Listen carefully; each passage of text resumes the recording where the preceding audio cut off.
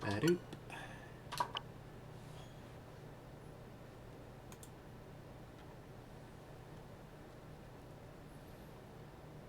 Why, hello. Hello.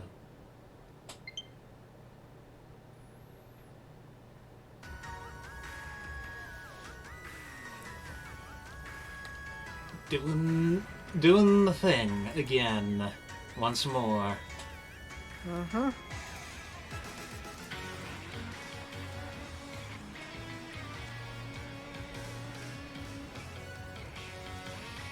Also, gotta say, I love how with this opening shot, the Pokemon Shield does the best job of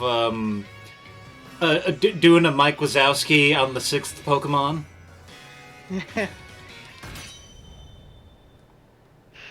uh,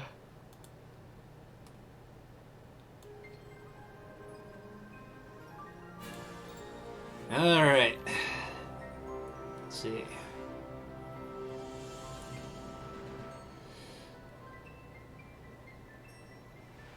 Man, like... You ever realize, like, you're just in a weird situation? Like... it's like Rihanna's just like...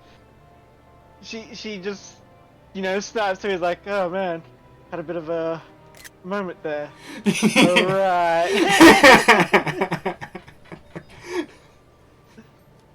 It's like, oh, this is real. Hmm. Oh, my beautiful face isn't showing. What the fudge?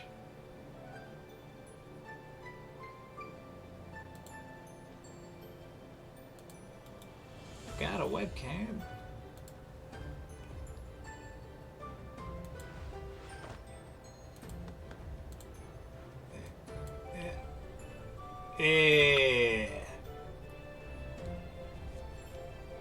Because no matter how far technology advances, there's always going to be stuff that doesn't work. Okay. Now then. Do you want to pull the carrot out? You know, that's one of those things that I hear a lot of people say. It's like, oh, the reason why they're worried about like cybernetics and that is like, oh, you know, I don't want to get my brain hacked. I'm like, nah, that's not gonna happen. Like, freaking, there are encryptions out there that they could use for cybernetics that are uncrackable. The biggest fear I would have of cybernetics is just shit not working for no good reason. Yes. Update, and then all of a sudden you can't see out your left eye. Yeah. Or it's like your head a bit. It's like it'll be the thing of like it won't be a fatal error. It'll just be a really annoying little thing. Like, why can't I perceive the color yellow anymore? That would be so weird. It's like my mouse has this bit of an issue where sometimes I'll click and it'll do a double click. That is so weird Like, when that happens. it's not a big deal, but it gets annoying. Makes you think of I think it was a Late Night at the Inventory 2, the poker game. It was like one of the dialogues you can have from Ash is like, oh, if you see me doing a Twitch, that's not a tell or anything. I've just got enough nerve damage that just happens. Yeah. That's gonna happen with cybernetic things where it's like it's nothing. It's just there's a fucking servo in there that's never quite worked right.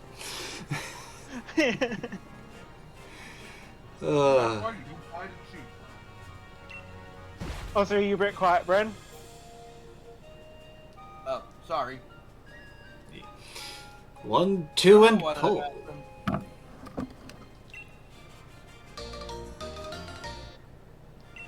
Also, I had a thought. There are Poppet familiars, right? Yeah. And there's also the Puppet Ancestry, yes. That means I can get a Mimikyu as a familiar. Mimikyu's not a puppet. But it's a doll. No, it's not. I mean, you can interpret it as a doll. Remember, it's basically some ghostly creature that is using a decoy to look like a Pikachu. A puppet is more like frickin' Bayonet.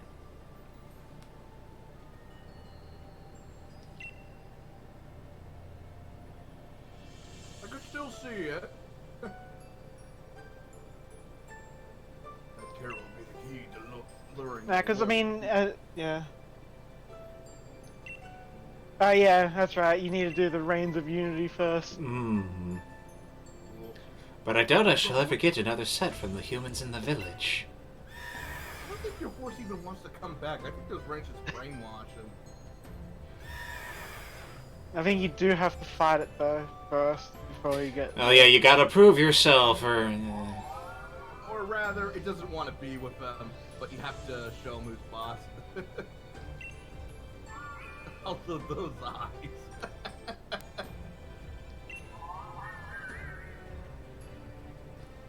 Oh, how this brings back memories, even though I couldn't remember its type.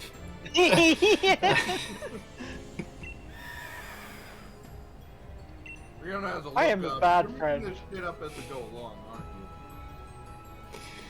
aren't you? Yeah, it's like, holy shit, there was a ghost horse. I mean, oh yeah, it's my loyalty. Exactly.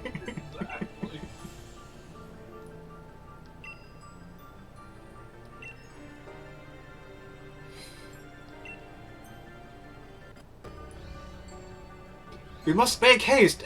Wouldn't you be able to go faster if you weren't pulling Peony behind?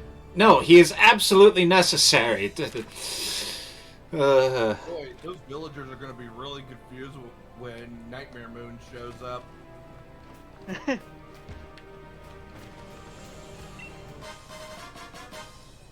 Fancy apple. Yeah, random ghost tree. See, I would have called my Spectrile Luna, except for the fact that I've already got my Lunala called Luna. Yeah.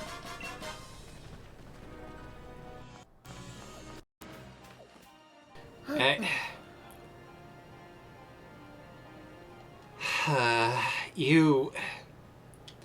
That is... You poor doggo. Trying. He's trying. You can't fault him for trying.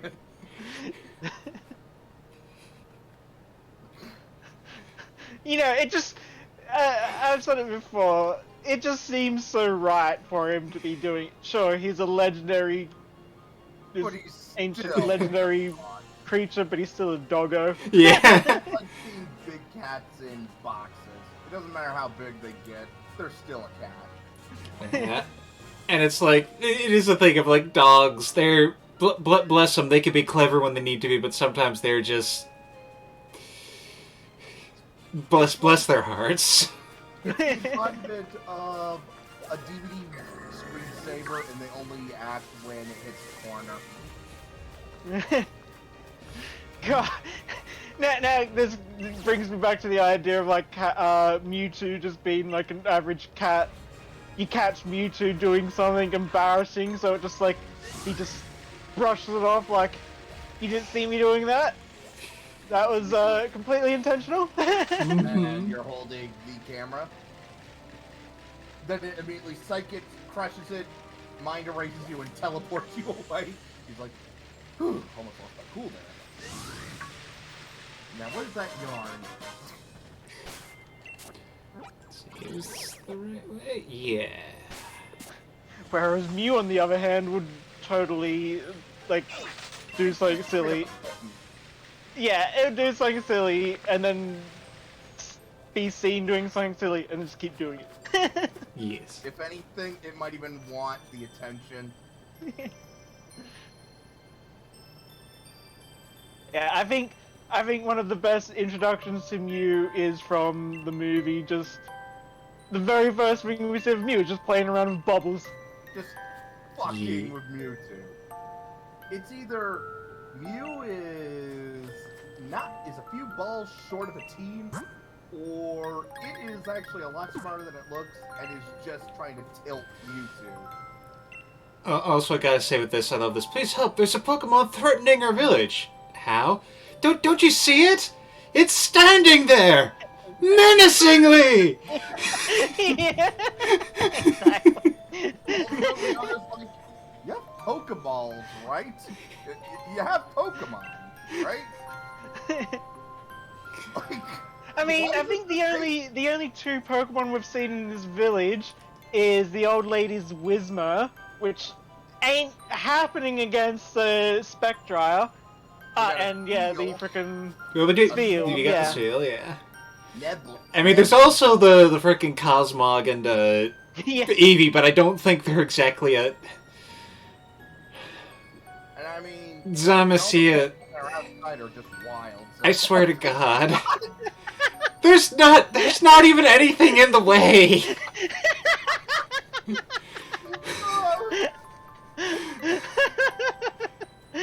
Hey, he's got that thick dump truck.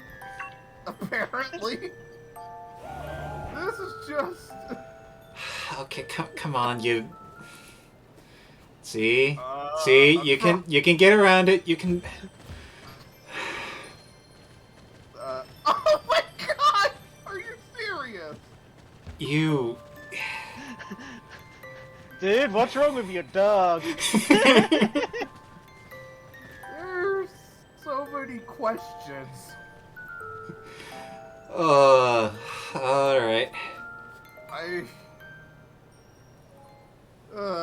Riona's just like, fuck my life, but help the people before they have a heart attack. It was a cool design, I gotta say. Mm-hmm.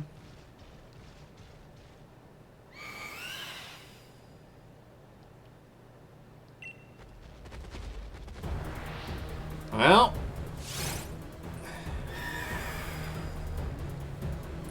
Well, go and take out this nightmare. No, I mean it, like... I know. Yes.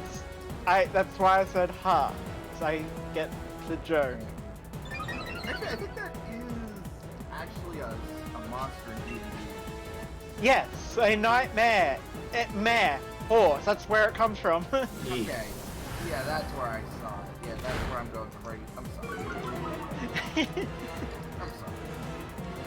That's why it's also Nightmare Moon, because she's the mare of the night. Yep.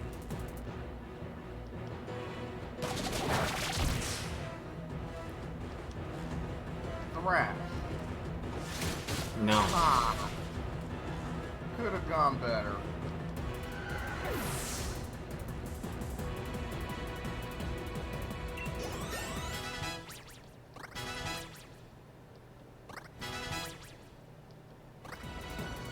So apparently Mr. Beast is doing something big this year. Yeah, he's got the millions. He can do whatever. No. You know how he did the Team Trees, right? Well, now he's trying to clean the ocean. Fair enough. Yeah.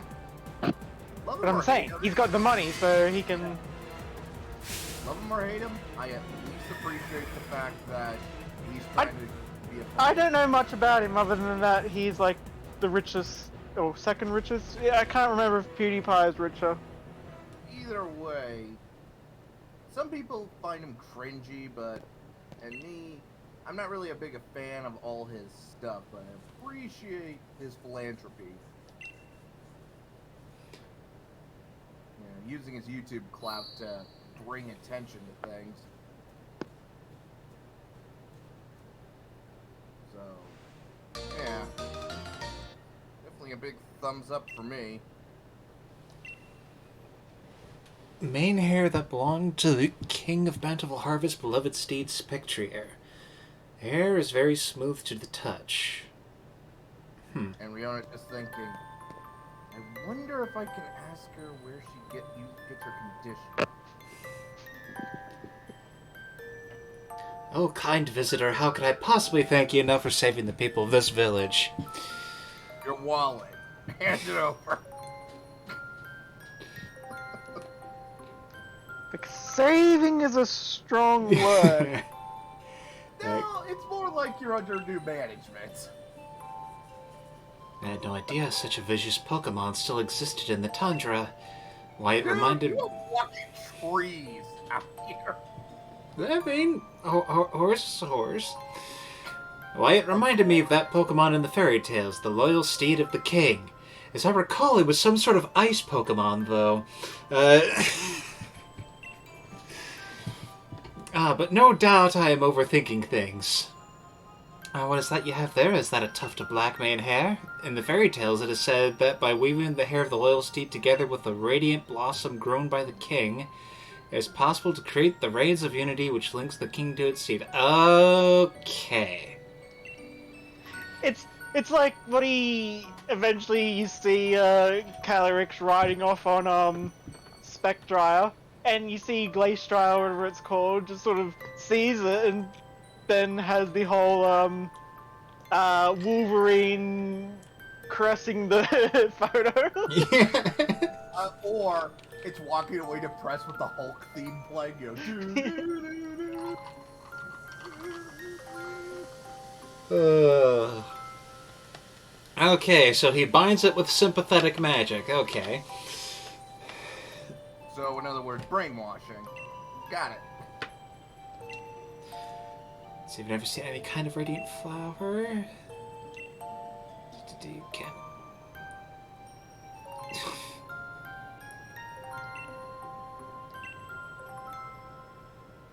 Well, yeah, so, and what are you going to do in the event that it comes again? What's your phone number? God damn it. Don't you guys have a gun? I mean, again, in the world of Pokemon, I would suppose that... Not even a trank gun? I mean, again, I think it's the equivalent to, like, having guns in Doctor Who. Yeah, hypothetically it should help. But in practice, you're just going to piss them off. I mean, considering there are Pokemon that have attacks that are basically on the level of guns anyway. Like, oh, what's that? You're gonna shoot me with a small metal cartridge? I'm going to punch you so fast with a steel fist it'll blow your frickin' face out the back of your head. Which actually raises a question. Okay, so a fighting Pokemon, if he punches at a ghost, it doesn't work. But if he punches fast enough, suddenly it does. I mean, that's, I think, kind of more a case of, like, physics are being affected at that point. Okay, and it all comes down to infinity energy. Okay. How about this? So you got a Goldeen. It knows Horn Attack. Horn Attack is normal and cannot touch a goat. However, it knows Peck, which, using its horn in somehow in a different way, can still affect it. Yeah, as I said, it's channeling the power of flying types through the infinity whatever. Yeah, it's just like in Pathfinder, where it's like, you know, you can attack someone with a sword that is just normal damage, but then you can put a rune on that sword to make it ghost damage with, you know, ghost touch. I'm going to enjoy punching a ghost as a monk. That's going to be hilarious.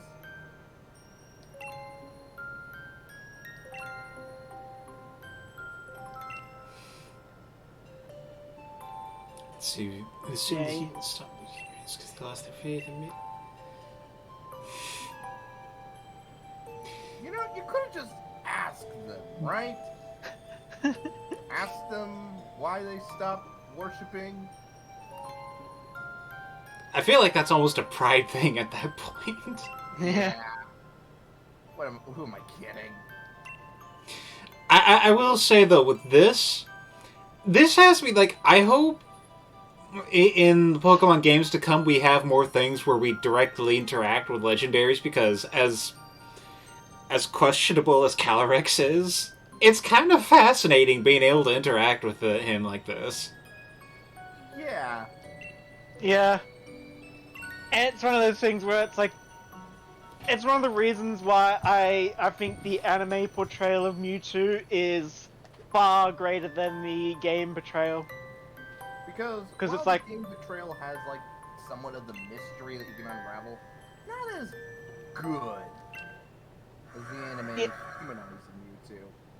yeah. Whereas in the game, it's just okay. You piece it together, and now it's just a monster hiding in the cave. Yeah, exactly. Cronus Bloomus, there's a frickin' spell. Cronus, Bloomus, Harry Potter, don't sue us. I mean, all they were doing was stealing Latin phrases. You can't copyright Latin. Yeah, like, that was kind of a thing of, like, in the games, like, there was an interesting aspect of, you know, the whole, okay, there's this mystery in the mansion, and there's this aspect of, okay, you can probably infer some stuff from finding Mewtwo basically exiling him into this cave, but it's like, of course, it's nothing compared to the anime where it's like, what the fuck is my point in life? It's Am I real? If I'm a clone of somebody, does that mean that my life is theirs, or I'm not there? Like, what am I? yeah, there's something genuinely interesting about that. Yeah, does my life matter if I disappear if I'm a clone? Also, gotta say, you really gotta appreciate that that's something that they hoped, like, 10-year-old kids would be able to absorb on some level. Not gonna lie, definitely a lot more mature than needed to be, but I kind of appreciate it. Yeah. Like, there is something nice to that aspect of, like, okay, not all children's entertainment has to be challenging and present kids with ideas that, you know, they'll have to deal with as they grow up.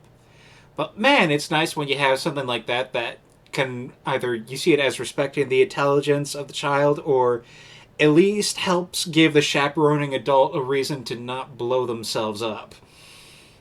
Yeah. I see now that the circumstances of one's birth are irrelevant. It is what you do with the gift of life that determines who you are. That is a quote that belongs in a better movie, but holy shit, does it work. And then they fuck it up by having Mewtwo just hit the reset button. Yeah, I mean, at least in the Mewtwo Returns, they handled that a bit better. Yeah. And the exact same Mewtwo also shows up in Journeys, Really? and Ash remembers him. Well, now the timeline is even weirder. It's because he remembered him from Returns, and he didn't erase his memory in Returns. No, but I mean, if it raises some questions about the continuity of the whole timeline. Some people... Yeah, because the movies were usually seen as separate, except for that for the first one. Yeah.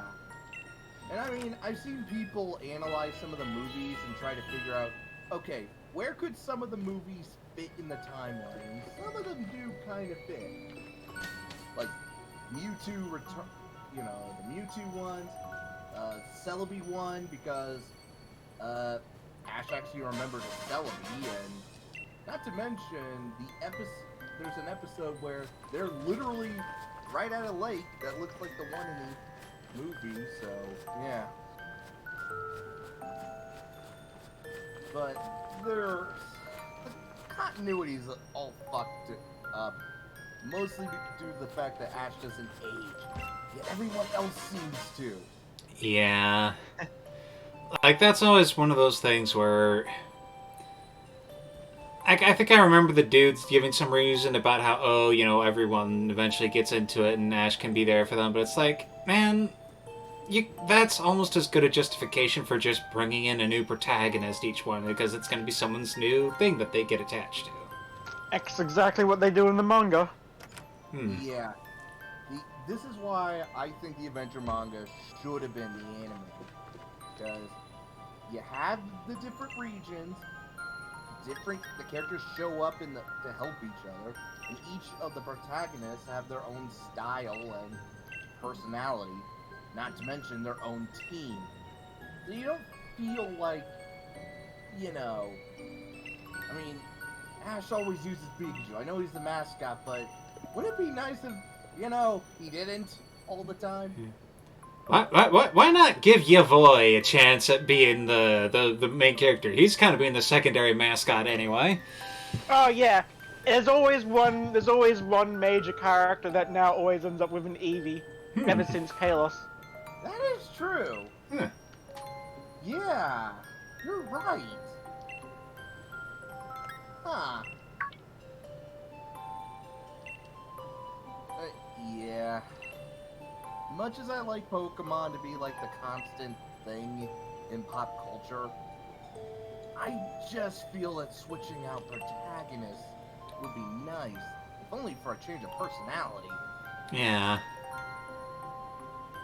And if you have to keep, you know, the lighthearted slice of life, have Ash be that protagonist for that series, and leave the serious stuff for other players. Right? Because, from what I could tell, the new series are received pretty decently because of how lighthearted they can be. I think if nothing else, you can maybe chalk that up to just being a change up in format. Like Argo, you mentioned that the Sun and Moon was kind of more of a slice of life kind of thing, right? Yeah, definitely. And it kind of fit with Ash's almost goofy nature and him learning new things with us. I mean, I guess the major premise is basically, okay, yes, Ash goes to the trainer school, and they basically go, Kukui is of course a teacher, and he's just like, okay, so today we're going to learn about this, and they'll have a little adventure regarding that sort of Pokemon or element. And then every now and then we'll be like, okay, let's go to this island. And Ash will be like, I want to take on the trial while we're here. Alright. Which is one of those weird things, because it's like, all the trial captains are his classmates, so they're not actual trial captains. That is so weird, by the way. And yeah, Ash's main rival in the Sun and Moon, like, yeah, there's Gladion, who shows up every now and then, but he's also of a friendly edgelord. yeah, but it's I can't remember his name at the moment. The fire trial captain. Not Cuckoo. Yeah, I know who you're thinking of. The guy who went a little too intense. Yeah, he's super intense in the anime as well, and yeah, he's Ash's rival. In fact, when they do the revisit Alola during journeys, he goes up to Go and he's just like, you know, it's like, I can't respect you as Ash's rival, not until I've challenged you. And Go's like, I'm not trying to be his rival. Please, man, don't kill me. That is funny. Also, Go catch a freaking shiny? Yeah, he's probably got a shiny. No, the thing that's more surprising is he has Suicune. Okay. How the fuck does a character in Pokemon have both a shiny and a legendary? Clearly, he's someone who didn't fuck around with getting into the decks. Yeah, the first thing he does whenever he sees a new Pokemon is immediate Pokeball. He's trigger happy with Pokeballs. That is actually kind of hilarious. Well, there is one thing about the whole tournament thing in Journey. Apparently, they bring back previous trainers. I think Yeah. Paul shows up. Oh, have not heard that one. Or That'd be he's cool. gonna show up. Yeah. Also, oh my god, I don't sew all my dear rebellious daughter's clothes for nothing, you know. This guy. Yeah. On one hand, it's kind of creepy that he knows his daughter's measurements. On the other hand, that is so sweet. Also, I just noticed this. Your camera's frozen. Hit it. Oh, heck. Oh my god, how did I not notice that? Maybe I was too busy noticing Dad of the Year. Yeah, the mayor is just like, I'm not gonna touch that. Yeah, he's like... We're like, alright.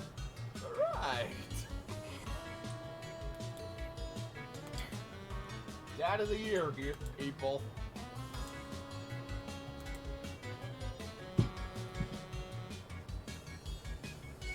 You know what? I might just go ahead and just shut it off if it's not gonna work. Oh, okay. He only appeared in a cameo appearance in a flashback in an episode. Though they do, the fact that he actually referenced him is still pretty good. Which also kind of throws, like, the fact that he's been visiting, meeting, like, friends and that from previous regions kind of throws off the idea that each sort of, there are at least 3 different timelines in the anime. Yeah, I know one of the movies is its own timeline. Because, you know, one of the theories was that, after Sinnoh, it reset the timeline, because Sinnoh Ash is at his peak. There's no way that Sinnoh Ash could be then, being, like, punked by freaking level 5 Snivy. Snively. Yeah. It just turns out that the writing is kind of lazy. Yes, it is. Mm-hmm. Yeah. Yeah. I mean, hell, even MatPat did all the math on that one. Yeah. And let's be honest, he was probably being very conservative. Yeah, and it's like, the only thing that people would say, it's like, oh yeah, Pikachu was weakened from being affected by Zekrom, and it's like, okay. Electricity. I could believe he couldn't use his electric move for it. Doesn't stop him from using freaking Iron Tail. Yeah, exactly. Yeah, and of course there's also the whole thing of all the other Pokemon. Okay, I mean, Ash gets a new team for every region, but still, that's dumb. That was one of the dumbest things. Right up there with freaking Tobias having 2 legendaries in Pokeballs, no less. And, like, they kind of just, like, the Unova League in the anime is, like, one of the most, almost afterthought kind of things. Like, the actual championship, there was really nothing to it. It felt like it was such a, oh yeah, we should probably do the championship because that's what we're building up to. And his team was extremely weak for that. Yeah. In fact, I think his Unova team is probably his weakest. Did Ash have during that? Let me take a look. I think he had Pignite. I wasn't sure. I can't remember if it was him. Actually, I think it was him that also had Okay. the Oshawott. Yeah. Alright. Now, looking at his Pokemon. Okay, he had an Unpheasant, an Oshawott, Yeah. a Tedpig that became a Pignite, Snivy, an egg that became a Scraggy, Sewaddle, Swadloon to Levani, Palpitoad, Roggenrola to a Boulder, Crocodile with pretty sweet shades, not gonna lie. Fletch, Talonflame, a Halucha, then a Noivern. Yeah, he's Noivern, Talonflame, and Crocodile were probably his 3 strongest. I mean, of course, other than Pikachu. Unless that Halucha could have done a lot better. I mean, Halucha's a pretty damn good Pokemon. Halucha is a good Pokemon, but I think, like, I can't remember it really winning many battles. Well, that just shows that Ash. And wait, he had a whole. How did he have a whole lucha during Unova? No, it wasn't. No, that was Kalos. I'm going. Yeah. Yeah, I was gonna say, wasn't Halucha Gen 6? Yeah, I'm going with. Yeah. Sorry, I'm looking at the list and I kind of mixed up. Yeah, because Noivern was Gen 6 as well. Yeah. So Talonflame, Yeah. Halucha, and Noivern. No, Talonflame is Gen 6, yeah. Yeah. So yeah. Because I was like, yeah, you made his team sound a lot stronger, because that's a good Yeah, Gen you're 6. right. Yeah. This Novan team is pretty shit. Yeah. You're in a freaking Gibble in the Sinnoh region. You didn't even bring that along.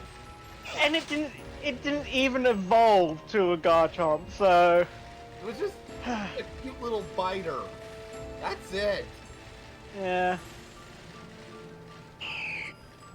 And of course his Alolan team was both weak and strong. Like yeah, he had a Lycanroc, which is pretty cool. He had freaking Melmetal, which he just given to him. That's like, yep, okay. Like, sure. And apparently apparently Miney is considered part of his team. Well, yeah, in Journeys, yeah. Yeah, make sense of that.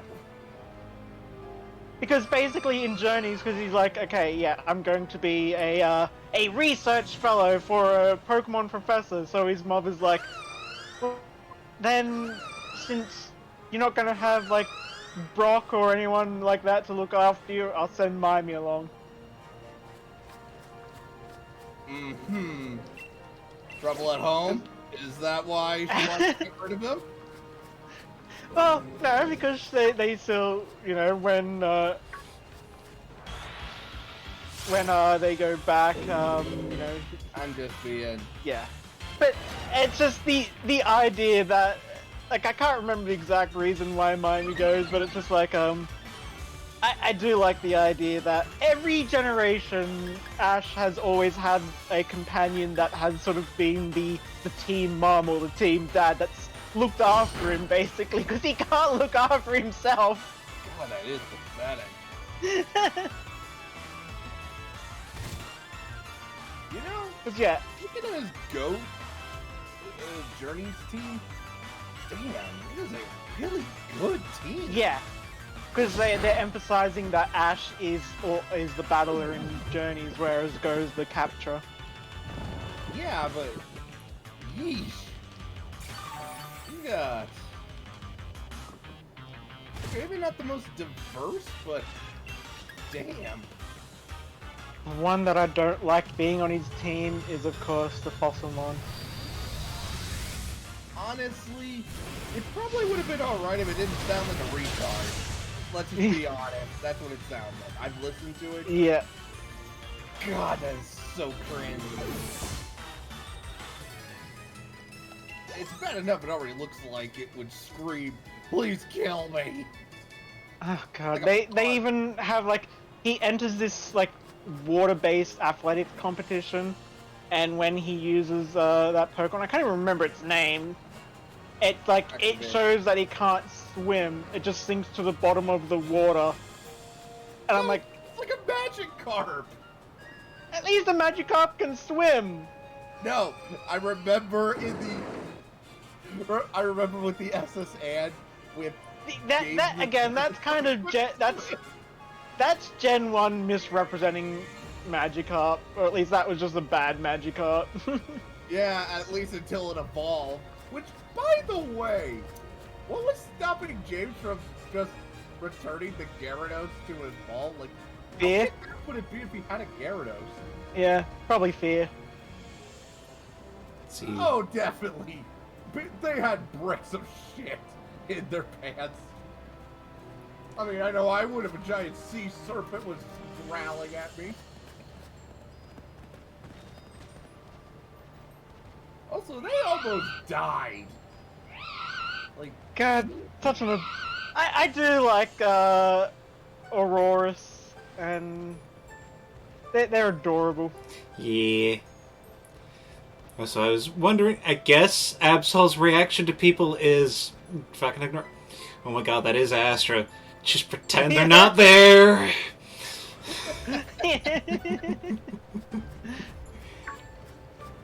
Like, she is sensing that you are involved with so many problems, it's not worth it. Freaking Glalie, it reacts exactly as you think it would. For something that looks like some freaking nightmare fuel. The only thing it's missing is screaming as it chases you. Yeah. I imagine it's more of a read. Yeah. Nah. Read. I'm trying to think of certain.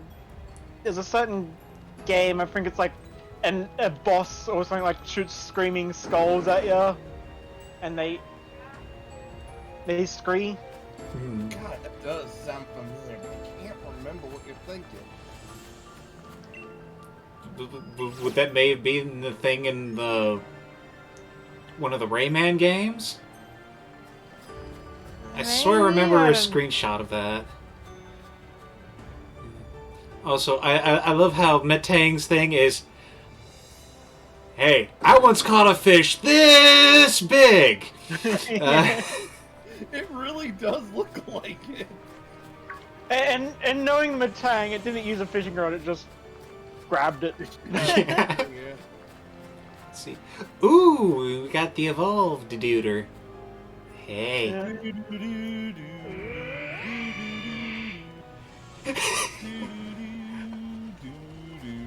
Oh, you want to? You're challenging me. Okay. You're not just looking pretty. Okay. It's like, I hear you've been playing with my kids. Man, they came up to me. I didn't do anything. That's what they all say.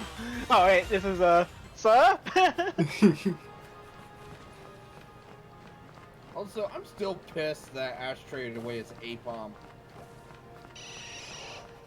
And then Don got rid of it.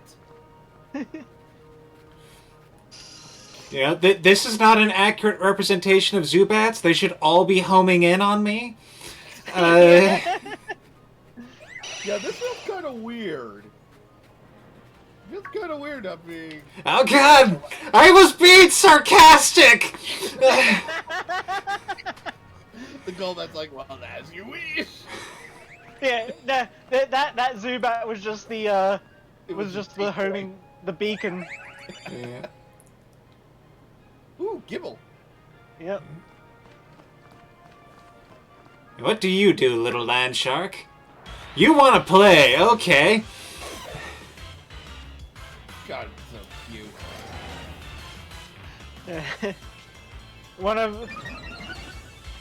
When it comes to the pseudo legendaries, there are only a few that start off cute then become beasts. Gibble, frickin' Goomy. I mean, I'd say Gudra is still pretty comfy, but yeah, he is powerful. Yeah, I'd say Gudra's a beast in terms of being just a defensive frickin' yeah, he's a tank, or it's a tank.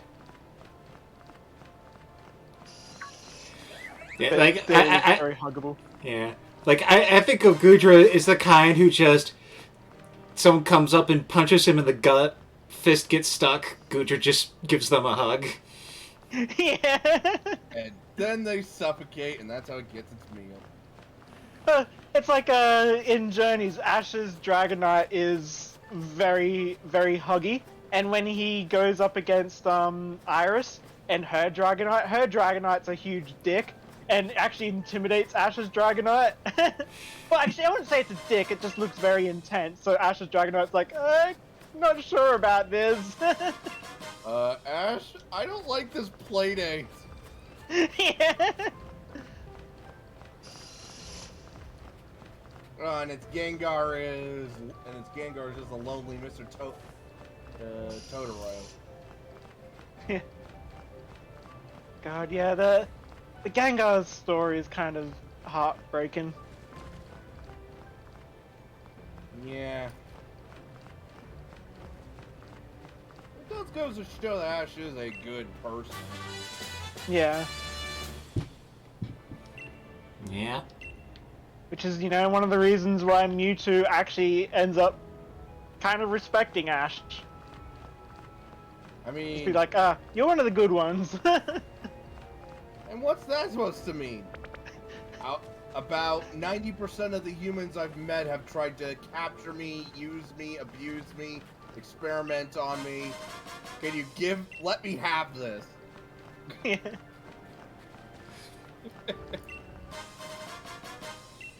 God, now it just makes me wonder, it's like, what if Mewtwo had encountered, his first Team Rocket encounter was against, James? Then Mewtwo might have turned out a lot different, because James is so damn wholesome. James is in the wrong kind of work. Yeah! But the only reason he's in there is to get as far away from his abusive parents. Holy shit! Remember that episode where they're introduced? Yeah, They yeah, literally took their own deaths to bring him over. That is fucked up. Also, aww. Yeah. Jezebel. That is a BDSM dungeon they were in. I don't care how much gym equipment was there. She pulled out a whip. You know there was gonna be some ball gags.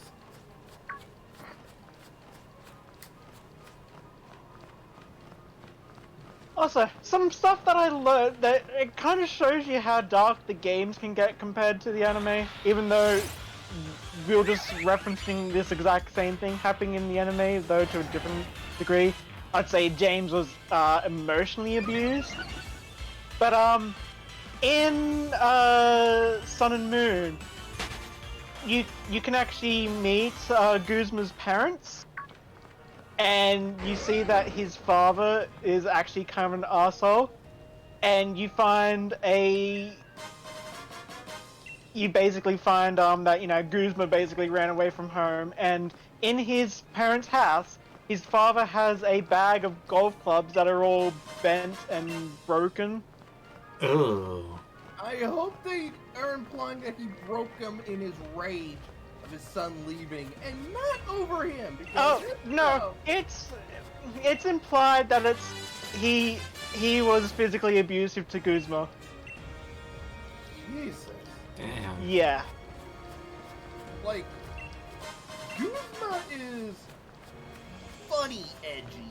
Like, he's trying too hard. But... Which might be kind of part of the thing, that might... trying to be that almost farcical kind of thing might be a coping mechanism. Yeah. Jesus. Yeah, Pokemon, the games do like to do that every now and then. If you look in the right place, you start to find some pretty dark stuff. Yeah. Like, hell, I think it's a little bit more obvious. Silver was basically, I wouldn't say abused, but he was at least, Neglected? his father was a bad dad. Yeah.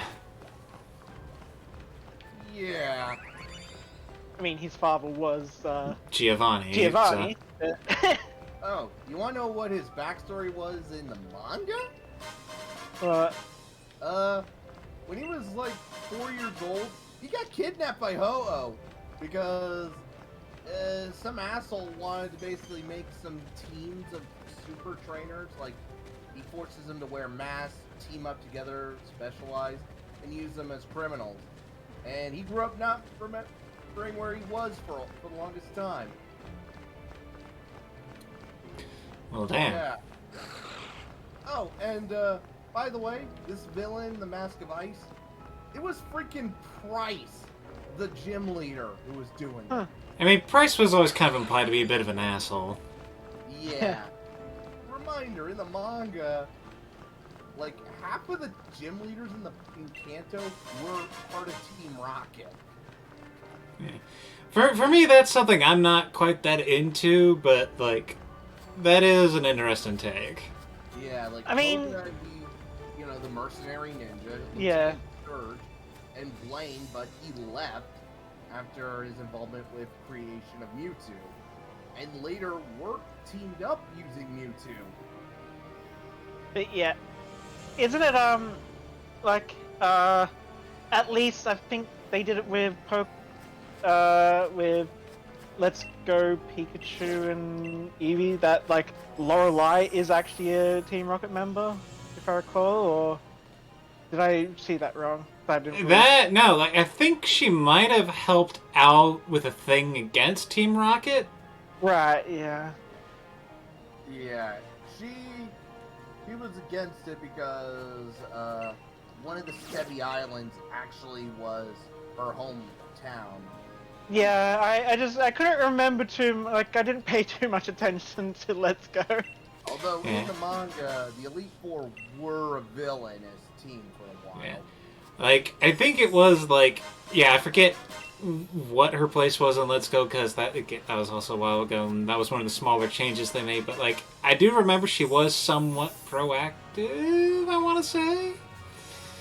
Yeah. Agatha, she was just always a bitch. He tried to kill I Gary mean, the Blue. I like the idea that Agatha, like it's hinted at in Pokemon Masters, or I'd say hinted at. It's more of a very heavy-handed, like, yes, this is a thing that For romantic. she was romantically involved with Professor Oak, but the only reason they sort of split up was because he was too interested in his research instead of her.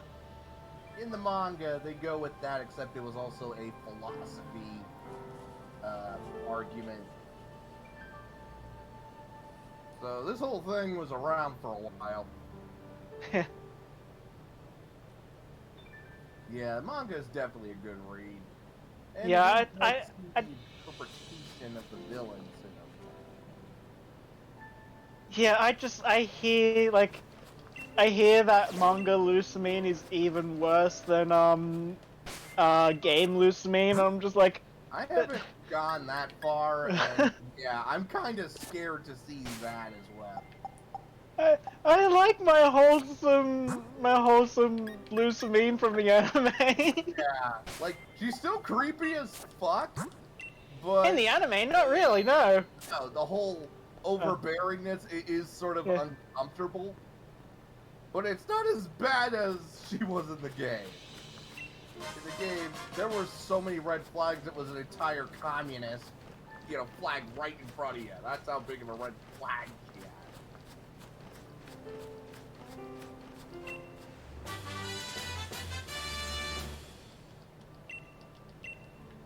had. Ooh, psychic. Yeah. Always good TM. And man, like, I know I've kind of said a bit of this before, but I really do appreciate when they kind of have like old ruins and stuff like this in Pokemon where, Yeah. like, yeah, we know there's things like there's ancient Pokemon and then there's this history going back about, how far people and Pokemon interact and all that. But it's one thing to just have like, cities and all that, but it's another thing to have like this ruin that is just sitting out in the middle of nowhere, kind of making you wonder, like, what exactly its place and purpose was. Like, I mean, okay, we've kind of been told it a little bit, like, because, okay, this is, connecting to, freaking Calyrex and his, mount and all that, like, harvests and, festivals and stuff, but it's like, you gotta think, this is, like, a pretty well made building, and it's like, how is it that something like this just fell into disuse over so much time?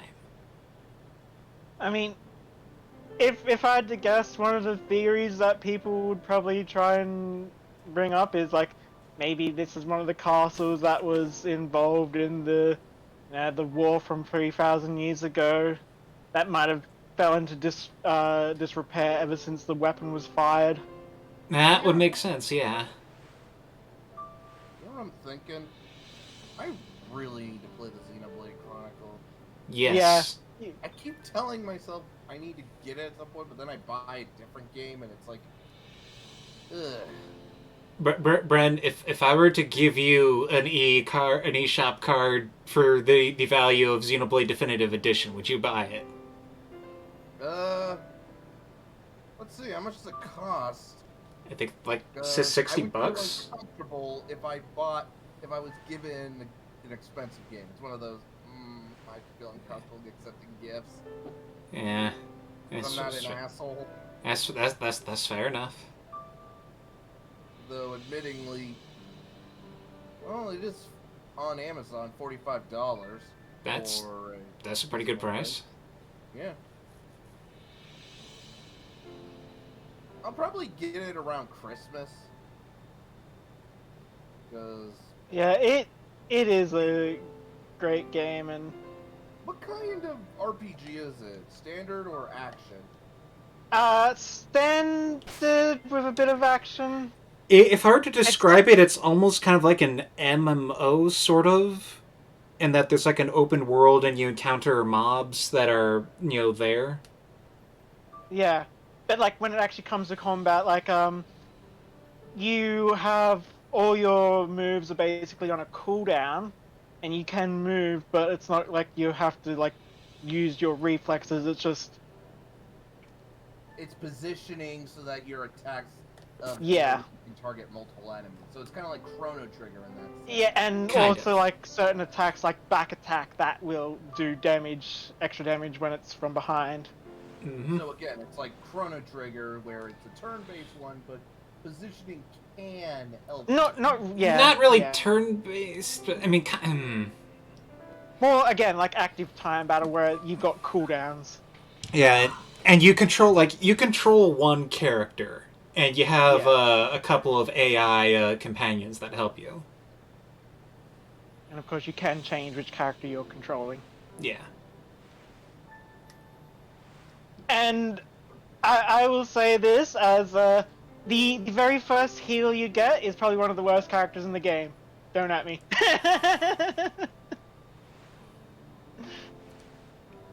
Once you get princess character, she is best. I'll take your word But on it. gun healer is bad. I'll take your word on it. Don't worry. Half expecting a rebuttal from Andrew there. I'm just gonna say I was basic, and I never really switched out from the first two characters that I got to assist me. Because I am basic. I am the kind of guy who does want to experience different RPGs. Yeah. I'm a big fan of them, man. I like seeing some lesser paths, so to speak. I don't like how he's looking into our soul. Yeah. I have been waiting. I want to boop the nose. Boop the snoot. Yeah, boop, boop, boop the snoot. The contract has been sealed, human child. What? And that's how I became a magical. Oh my god, he actually does look like he would be handing out magical contracts. Yeah, he is roughly mascot size, so he could be a magical girl companion.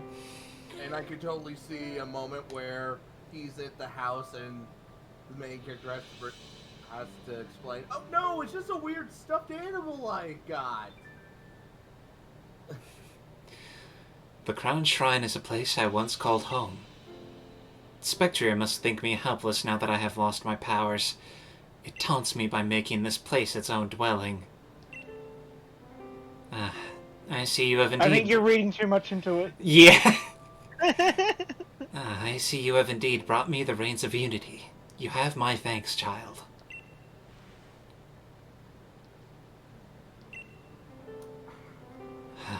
The feeling of holding these again. The color, the way they shine in the light. Do you need a minute? Oh, how this brings back memories. Do you need 5 minutes? Spectrier is a very proud Pokemon. One might even call it arrogant. I mean, again, I think you might be kind of projecting here, dude. Yeah. Again, delusion is the theme. It will not accept me as its master again unless I'm able to prove that my power outweighs its own. I will use the Reins of Unity to pour my power into the very body of my loyal steed. Is this a sex thing? That should convince it that I am indeed still deserving of its loyalty. Now, Is this a sex thing? Should we turn around? now, human child, in order to lure my loyal steed to me, place the Shaderoot Carrot into the basket near where Spectrier's made its bed. Like, you do realize the fact that you're saying you have to lure it means it's no longer a loyal steed. Yeah. Exactly.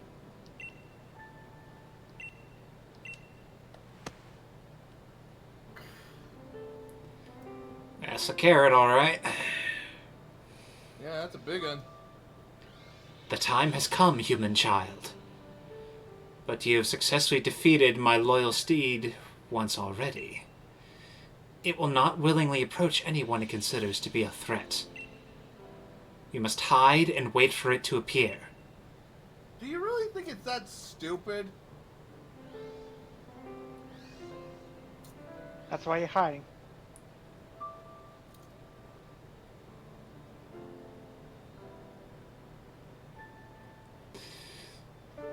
Then again, there is a whole thing to say that, like, if there's anything that Pokemon has demonstrated is that, like, Pokemon do kind of thrive on the idea of, like, battling and trying to prove themselves, so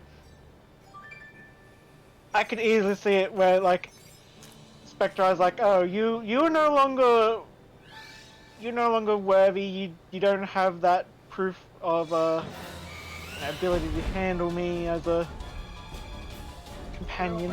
Really? Yeah. Also, hey, Piani, nice of you to join us.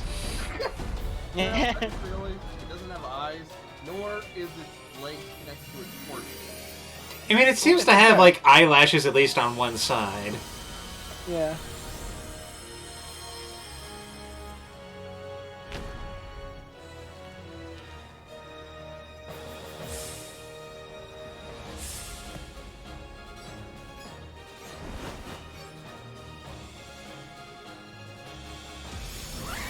I feel like we stepped into another RPG for, like, a hot second. Yeah. This does not feel like Pokemon. I'm okay with this. Yeah. This feels like the moment where, like, we have the quirky, non-human sidekick character who is a loyalty we're earning. Oh my god, we found Frog from Chrono Trigger. Again, this is stuff that I hope they capitalize with Legends. Mm-hmm. Yeah, this whole, you know, these sort of vignettes, yeah, right? Yeah. Though there's a lot of suggestions at the moment that because of the recent found footage trailer that they're doing, might be hinting at voice acting. I would not put too much hope into that, but that would be cool. They put voice acting in the new Snap game. I mean, that's a side game, though. It's True. Yeah. You can talk. Wait, what? Yeah. What do you want?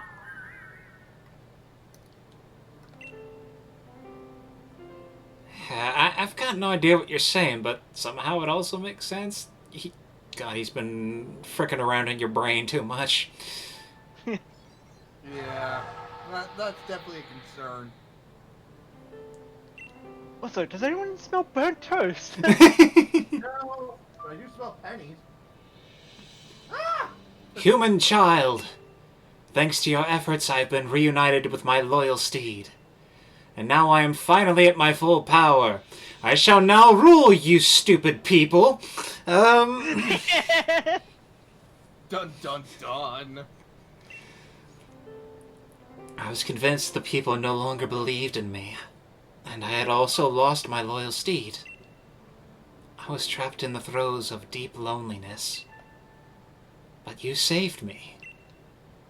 There are truly no words with which to fully express my gratitude to you. Other than bow before me. So, I have a suggestion.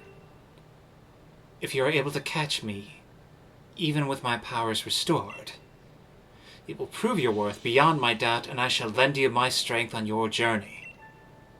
You know we're just gonna throw you into the box, right? Once you have readied yourself, come face me. But first, I should get this man back to where I found him. Oh, you think? It would be no good to let him freeze out in this frigid clime. Aren't you so benevolent? Like, oh yes, I see. Reuniting you with your steed has actually given you some common sense. Oh my god, his horse was where all the common sense was. Yes. With my powers returned, I have regained one of my abilities. Self-reflection. Man, I was a dick. Oh god, no wonder everybody hated me.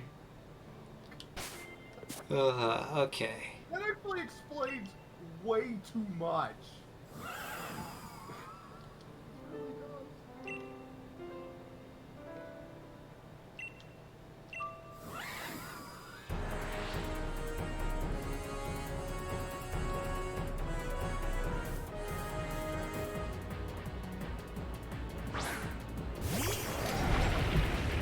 That's actually kind of cool that they have him fighting on a steed. Yeah. Yeah. Oh, God, it's... A nerve and... as one. Yeah.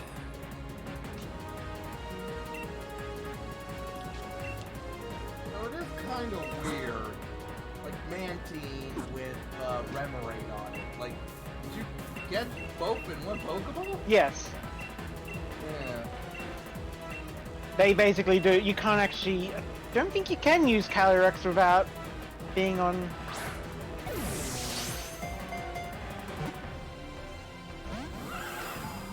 Yeah,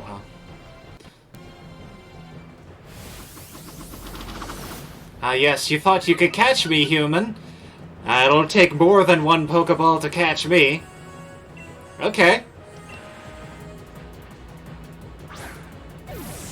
Wait, that's cheating! I used the Master Ball! Yeah.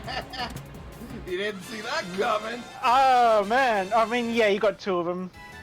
Yeah, you didn't see that shit coming. Because I was like, man, there's probably some other Pokemon that you'd probably want to use the Master Ball on, but oh. Oh. Hmm. Yeah. Still works. Yeah. Uh, You know what? The purple matches old horse here. okay, I figured out what you need to do. If you use the Reigns of Unity on it, because it's a key item, it'll separate them or refuse them. Okay.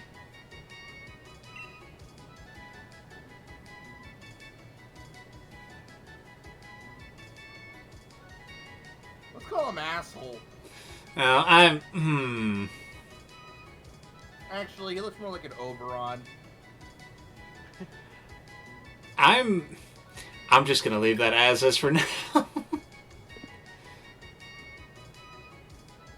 I can imagine him. He's just like, oh joy! I get to be given a fancy nickname by my human companion. No, you're just Calyrex. Oh. Come on! Give me a nickname. I deserve a nickname. Alright. Asshole. Calyrex is fine. That's what I thought.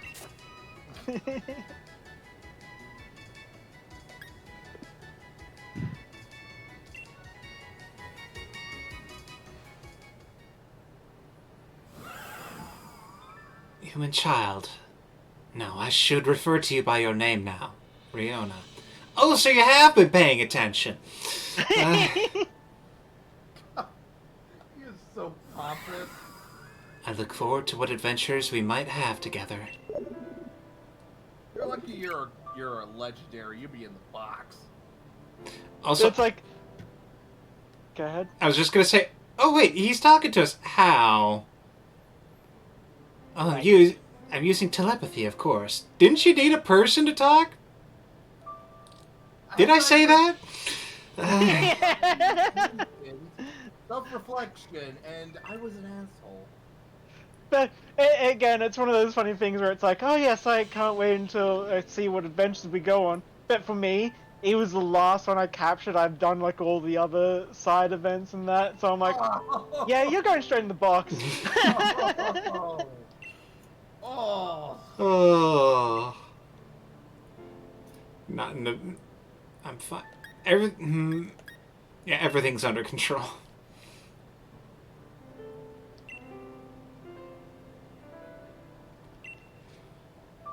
Yeah, I'll be careful. By the way, Argle, when's the ETA on the next tabletop game?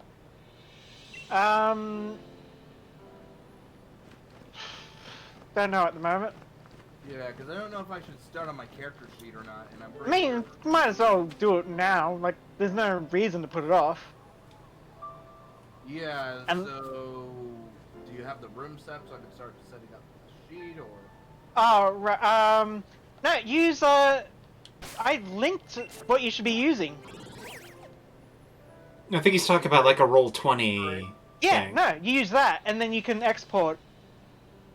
Okay, I did not know that. Alrighty. Fair enough.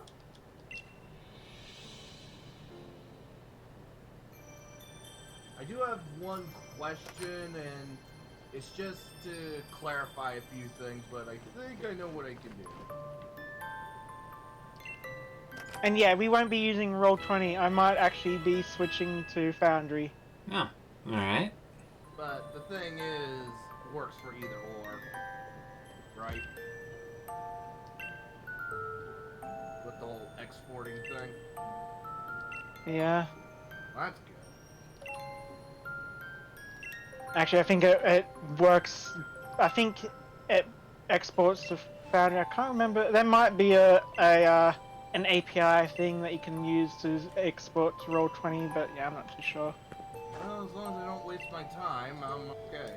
As I said, I'm going to be doing it on Foundry because Foundry is awesome. It just means I have to actually get around to buying it. Well, one down, more to go.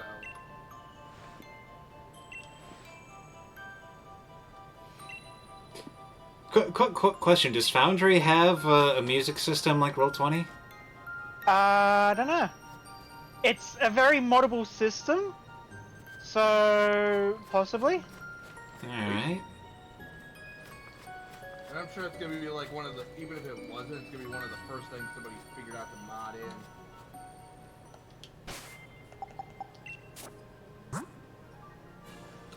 Because, what's a tabletop game without some nice background music? Yeah. When I remember to put it in.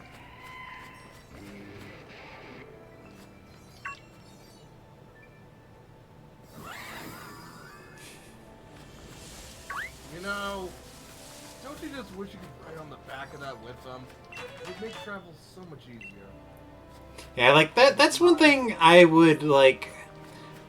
I think it would be pretty cool. Like if they implemented in Legends, that would be awesome. Like the thing they did in Let's Go, where like you could ride one of your Pokemon, I thought was a really cool addition.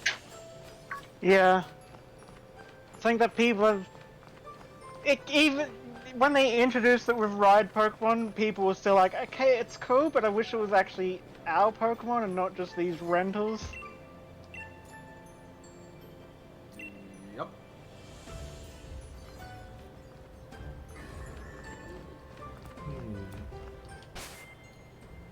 So, I mean...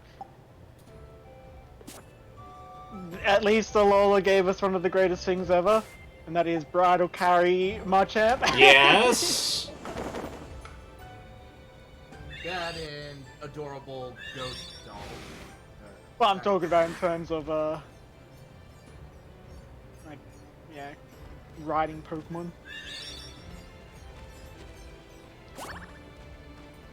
Okay, your team is starting to become a lot more scary.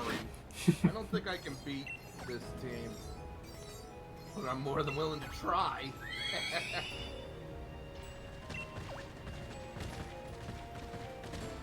I would feel better. You ever feel like this is the case, Argle? What? This, Yes! Oh my god, yes!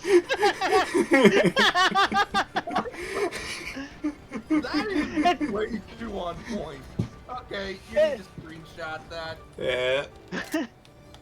It's like a freaking with one of his recent questions with the new campaign where he started bringing like, okay, so there has to be he's like trying to bring in like realistic standards of like where are these students coming from and what. I'm like, dude, just let it be. I'm just going under the Yu-Gi-Oh! GX kind of thing where the students are. Yeah. Look, if you're able to get in, you're already competent. Even the worst students are better than people outside. Right? Yeah, no, but I mean, I get where he's coming from. He was at least like, you know, it helps build a character's backstory if you understand like where. Yeah. What are the type of people who can get in? Yeah. As long as he doesn't go overly edgy, I'm okay if yeah. That is not me. I do not like camping. Unless you count being in an RV camping. I mean, There is not. I imagine it's not so much as he's excited about the camping. It's like, okay, camping means food. I want more food. Okay, that is the best part. Camp food does taste really good. It's like, huh? You know, I feel like that race that was at a bit of a disadvantage. Don't you think? Have a good old time racing the Slug Dragon.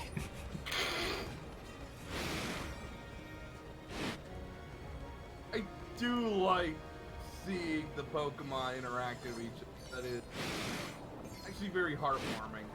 Yeah. Alright, now go make some curry. Yeah, might as well. It really is one of those things that Nintendo could easily, or actually should say, Pokemon Company could easily monetize, just like expand on this Pokemon camp idea. Actually, you know what they should do? Remember Nintendogs? Do that. Yeah, exactly. with Pokemon. Spice mix. One of many ingredients. Over 50 spices contained with this ingredient's hot flavor. Huh. I'm gonna make the Colonel cry because that is not 11 or spices. That's more than that. Okay, now let's go for a spicy berry. Let's just go super spicy.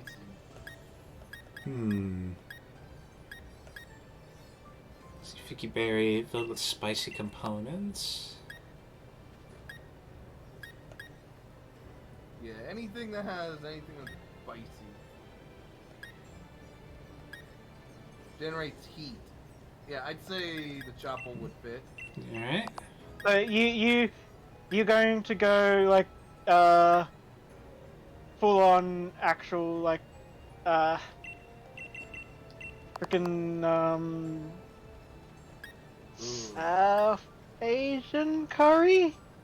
Now we're gonna burn it. We're gonna burn everything to the ground. Yeah, it's. I can't remember which Asian region it is that really loves their spicy stuff.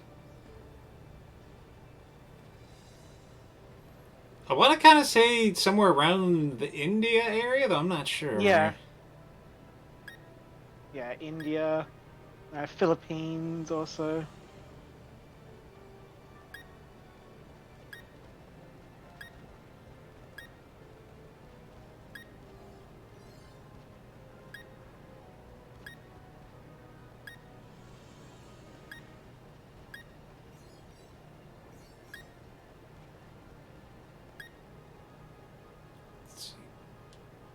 Ooh, cherry with spicy hot taste. Just enough to fill it up. Oh, God. Oh, my mouth is hurting just thinking about how spicy this could get. And then your ass, because it goes both ways. God, I know, right? Like, what kind of god would design a body like that? From what place you don't want it? Why? God.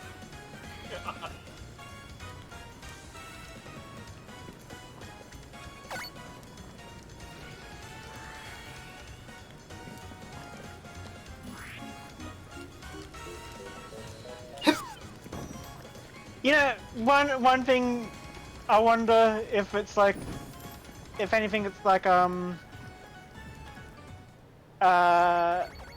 like in real life, if bird Pokemon actually can't, aren't affected by spiciness. Good question. Oh, man.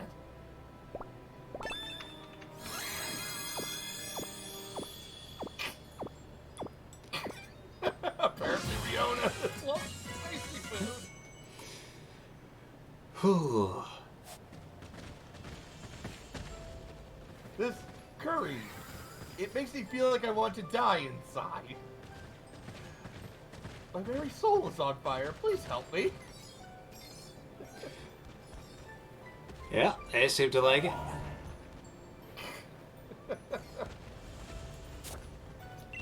Yeah, whole Nintendogs with Pokemon. Doesn't have to be every Pokemon, but you could definitely capitalize on, say... I mean, like, that kind of almost is the thing about Pokemon in a nutshell. So much potential for different kinds of, game types. Still angry they haven't tried another tactical RPG after... their... Conquest, yeah.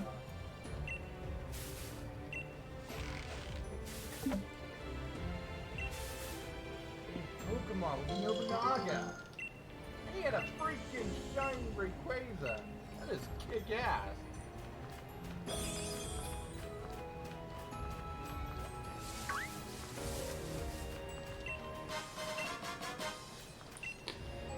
Let's see.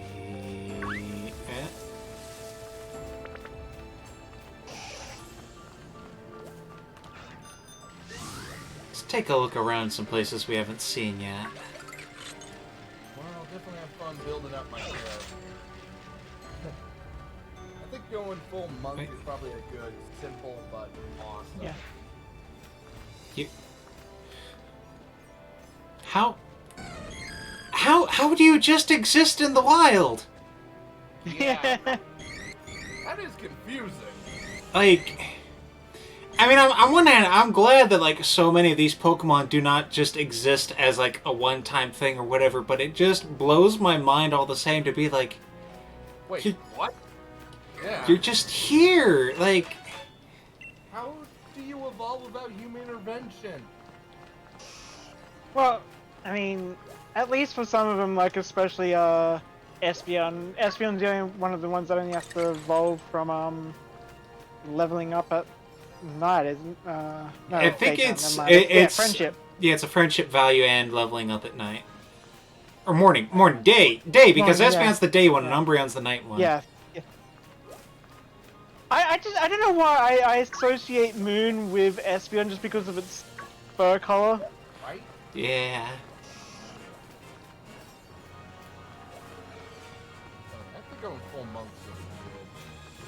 I mean, of course you can't be anything but a full monk. That you can't, you can't change which class you are on another level.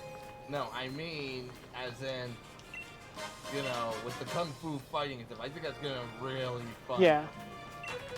The only issue is trying to figure out the archetype I want to go with, because we're playing with, you get a free archetype, but Yeah. what archetype will synergize well? Yeah. By the way, I should probably mention this, but if you go up to options, character options, you can select the free archetype option. Okay, that's helpful.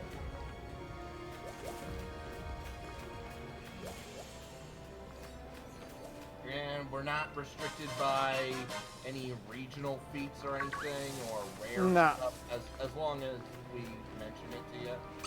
Yeah. Yeah, because some rare stuff, it's like, kind of need to look into that, right? Because, like, say, for example, if you were like, I'm going to pick the Blessed One archetype, I'd be like, I want a story reason why your character is a Blessed One. Honestly, when I saw that, I was thinking, since I'm playing in a free, fiery passion, the flames of Entei, which in the manga, yeah, the flames are actually healing flames as well. Like, literally, Blame was finding it so it would burn away the cancerous flesh he has, leaving, his body unharmed. And I will say I am looking forward to what was the name of the wild magic thing that you mentioned, Arlo? Wellspring magic. Yeah. Wellspring, you're going for a wild mage? Yeah, it's because the idea is that she'll be she's a psychic who's still trying to get a hold of her powers. That is going to be so hilarious when it inevitably backfires. I cannot. It works a little bit different to wild magic from other editions, but it's still kind of the same idea. Still got the chaos. Yeah. It's so... No, it's not... From what I remember reading, it's no longer something that has a chance of happening every time you cast. Instead, you have a chance to gain a free spell slot, but if you fail that chance, it will backfire. Yeah, I would need to definitely look into what's a good archetype, but there's a couple that I got my eye on. Blessed. Yeah, and you are... Thanks to the fact that, since you can take archetypes as class feats, it's like, as long as you're following the normal idea, it's like you can't take another dedication or archetype until you've selected, 2 other feats of that same tree. You can have multiple archetypes. That is true, so, especially since there are feat archetypes that start at later levels. Mm-hmm. Yeah, like some stuff, let's say, medic could be pretty useful. Then there's like, the blessed one, again for healing. Yep. Overwatch actually could work. Yeah. Like, we got options. I got options that could synergize well. I saw wrestling, which a lot of the maneuvers require unarmed strikes. So, kind of fits well.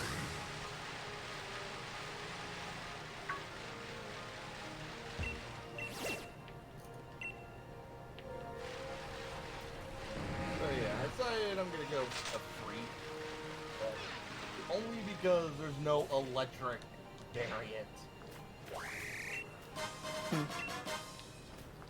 Yeah, I mean, the closest I get Sylph, but Sylph is more of an air thing, not lightning. You got that fiery shonen passion. Oh yeah, I'm basically gonna be like Bakugo, except I'm not gonna tell the protagonist to jump off a bridge. Oh my god, of course the doggo goes right after me. He just wants to play with your other doggo. Unfortunately, we're not going to be playing with them, which is kind of depressing. Because, let's be honest, there's nothing. One of the things that will break my heart is a sad dog. Like, that will break my heart no matter what. Brings to mind, there's that game list, Can You Pet the Dog? Yeah. There are times when it's funny to see a sad dog, if it's being sad because of its own goofiness. It broke something unintentionally, and it's like, oh.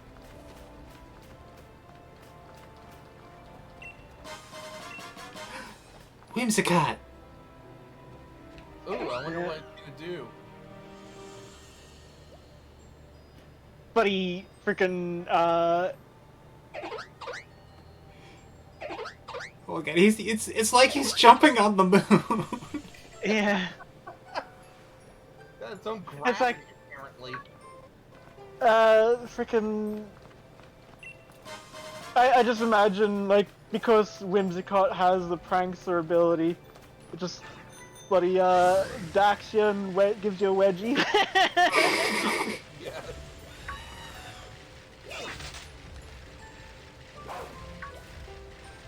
So, I guess there's only one problem with being a monk.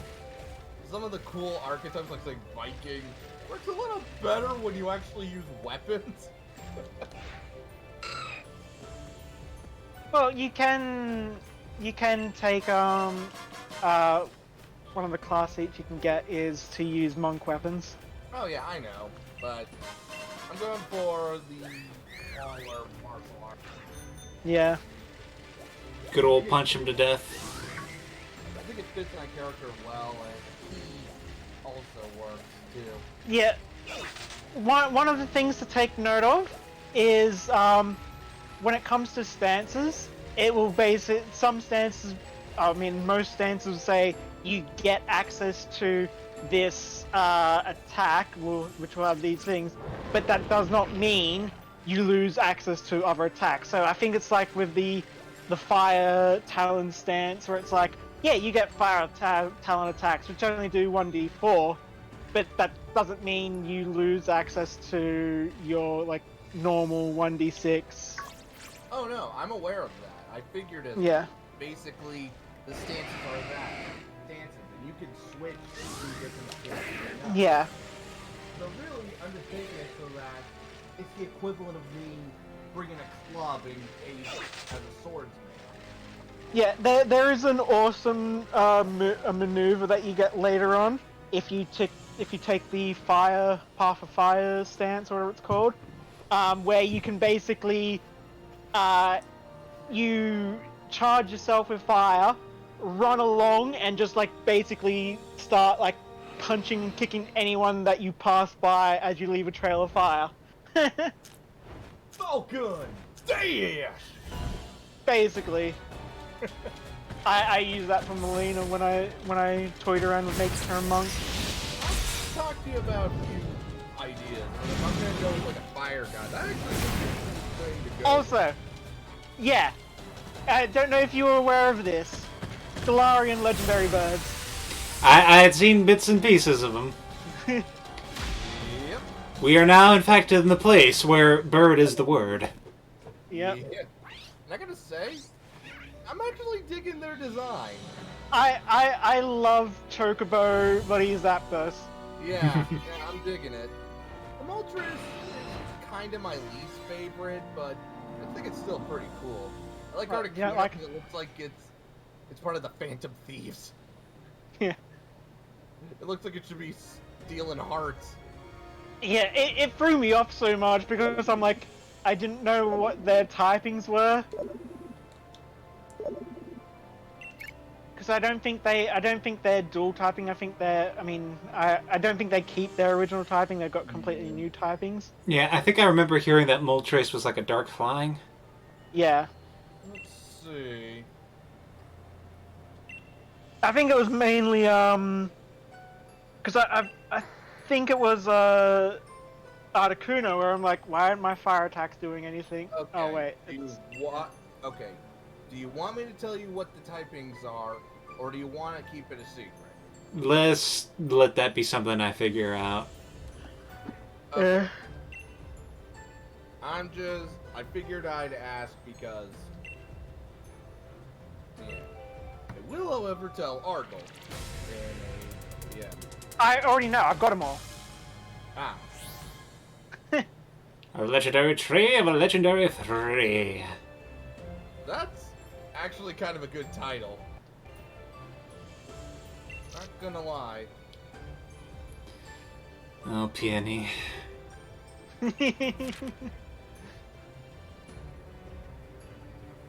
Spirit of Orange dashed off to the wild area, going to the Isle of Armor.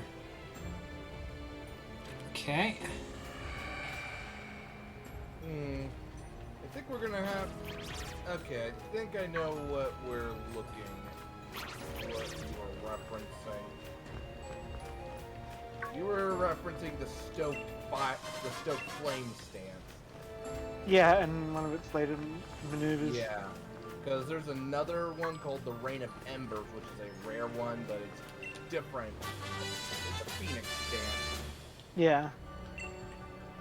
which, again, it's rare, but it at least fits. Plus, Moltres. Yeah. But And of course I'm there not would be a gonna bunch of do squirrels every around here. Rare feat just because I can. So, not every rare thing is actually good. I mean, I played with Pokemon cards, and I remember getting Brock Zubat and Mid Golding so many times.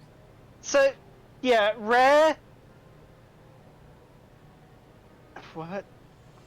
It doesn't smell like anything.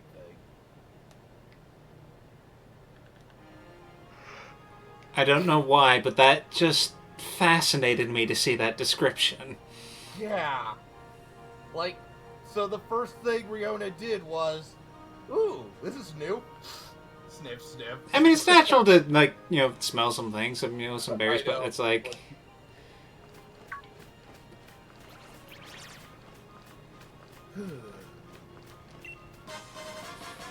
It's like, what is it? It's an apricorn that smells like nothing.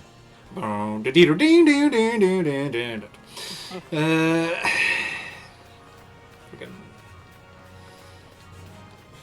Well, the Stoked Flame stance is actually pretty good.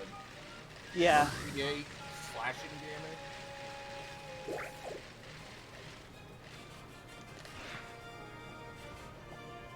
But yeah, one thing to also be careful of, since I don't think you ever really, I don't think this ever came up in the last time we played 2E, but the only way to add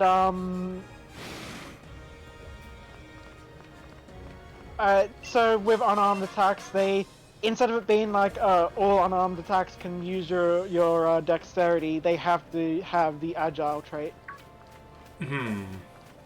Okay, so it represents, like, how some stances it's more of a heavy hit brawl thing versus Yeah. strikes. Basically. That actually makes sense. With different stances, it does make sense that they would have different methods. It's a little boy. Oh. God, the more you're talking about making your monk character, and you know, you really are just basically making Urshifu, except fire. Making Phoenix. who? Urshifu, your, you know, brand. Little bear dude. Yeah. You know what? I am not wrong about that. Also, dang, Gudra is tall. Yeah. It really is. Yeah. You forget. That's why it's such the perfect huggable. Yeah. A Gudra's size is 6'7". Yeah, that definitely looks like a 6'7". God, I just now love the idea of you just like leaning back in, like somebody thinks it's a beanbag and it's just you just relaxing on your Gudra as you're playing video games with it. Yeah. It's about it. It's like, what? It's good for the hair. I could also imagine it being similar to how like freaking Ponyta, where it's like, you know, it can choose to make its goo not sticky for its trainer. Yeah, it does look like Stoked Flame is not agile. Yeah.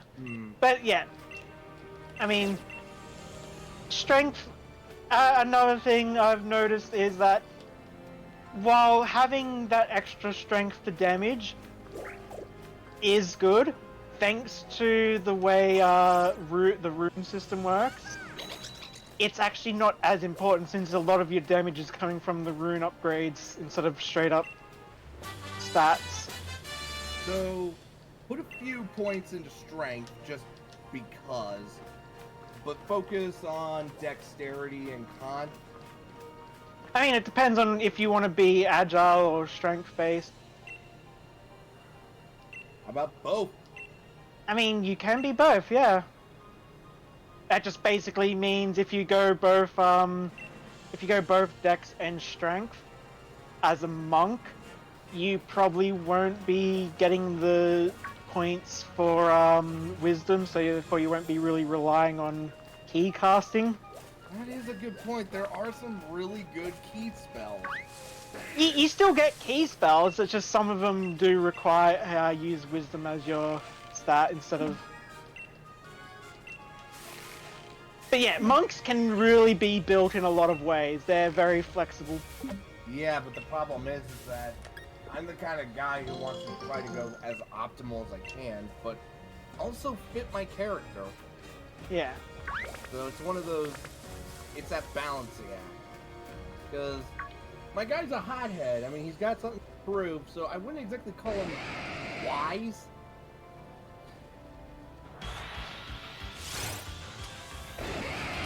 And now, a study in contrast. Yep. Yeah. Although I should probably switch that with something else. I think you could take him. Nah. Oh yeah, the other Goomy I was going to trade to you. I called it Bubblegum, and I'm kind of sad that you didn't take that one. Aww. Not gonna lie, that is actually a pretty good name. No, the one I have on my team is Pudding. I will definitely have to think on this. I definitely want to use some of the monk spells because they could be really, really helpful. Yeah, there's actually one that I absolutely love. It's technically a spell, but it doesn't use wisdom. I think it's called like the Windblown Stance or something like that, where you activate it and all your unarmed attacks get a 30-foot range. Dude. Yeah.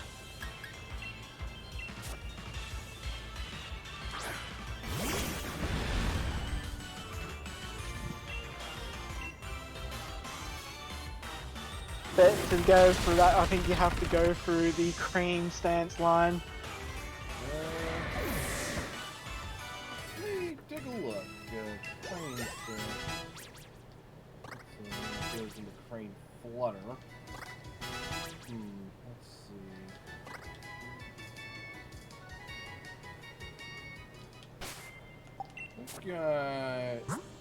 You might be misremembering because I'm not seeing any connection. Ah, okay, yeah, I might be. I think you're thinking of the Wild Wind Gust. With Yeah. the Wild Wind Initiative.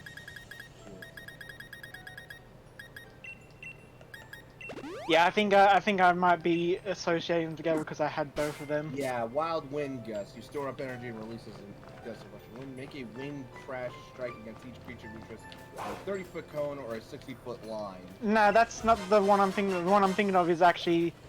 Because that's just one attack. The one I'm thinking of is for the next minute, all your unarmed attacks can be treated as 30-foot. But I think you do need the Windborne Initiate to get it. That does make sense. Yeah. Yeah, they really buffed the monks and actually made them fun to play, didn't they? Yeah, they're probably my favorite martial class in 2E. Fighter is the best martial class, but it's like... It's not as flashy. Yeah. I mean, let's be honest, fighters have always been the definition of boring but practical.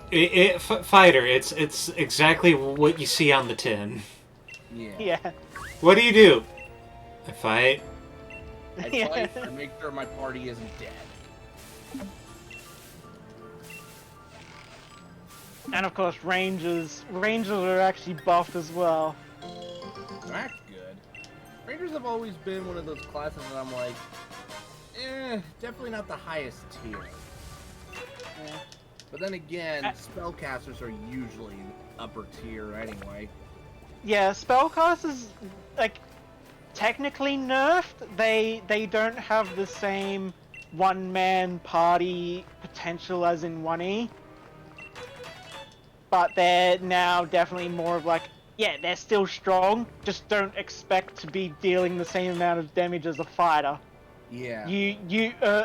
If you want to play a blaster caster, you specialize in doing area damage and like crowd control and utility. Yeah. Rogues have always been pretty good if you get them set up right. Hell, in 2E, rogues you can actually now like play a strength rogue or I think it's called the Fog Racket, where it's like, yeah, you don't have to be Dex, you're just straight up a thug. Which, let's be honest, that is a type of rogue. Yep. Yeah, they even built in the Eldritch Trickster. Exactly. Which, let's be honest, I think one of his biggest problem was the archetype and multi-class system. Unless you were going to a specific build, there really was no point. And maybe some thematic stuff. yeah, I might eventually have to play an investigator because they sound so fun. One of the investigator's abilities is basically, have you seen frickin' Sherlock Holmes that Cumberbatch did?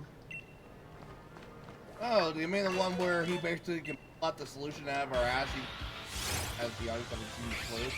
I mean, that's kind of Sherlock Holmes in general, but yeah. So, there's a scene where he gets into a fight and he deconstructs and like plans out the fight before it actually happens. So you see, it's like, okay, first I'll deflect the arm, and then I'll do a blow to the sternum, which will cause him to double down, and then I'll slam into. So he basically deconstructs and plans the fight, and then it shows that fight happening in, full motion, in full normal speed. You can do that as an investigator. which is neat. Yeah, it's basically like you get to roll a d20 at the start of a round. You can then use the result of that d20 for your first attack, if you wish, or you can do something else. It's basically like, yeah, you just roll. It's like, okay, my attack's not going to hit this round, so I'm going to spend my effort on doing something else. And I'm sure there's so many things you could do with it. All my brain immediately goes to is Hildebrand. Make Hildebrand. Yes. Oh, geez, he's freaking Gremlin goes right after you. Oh yeah. Damn. Going for the Those legs. legs, they move. I'm gonna go for the legs. I'm gonna get you. It really is playing up to the fact that it is a goddamn little one. I can't help but imagine frickin' Sableye speaking with the voice of King now. Oh my god, you're right. You will all fall down and adore me, and give me all your jewels! Yeah, pretty much.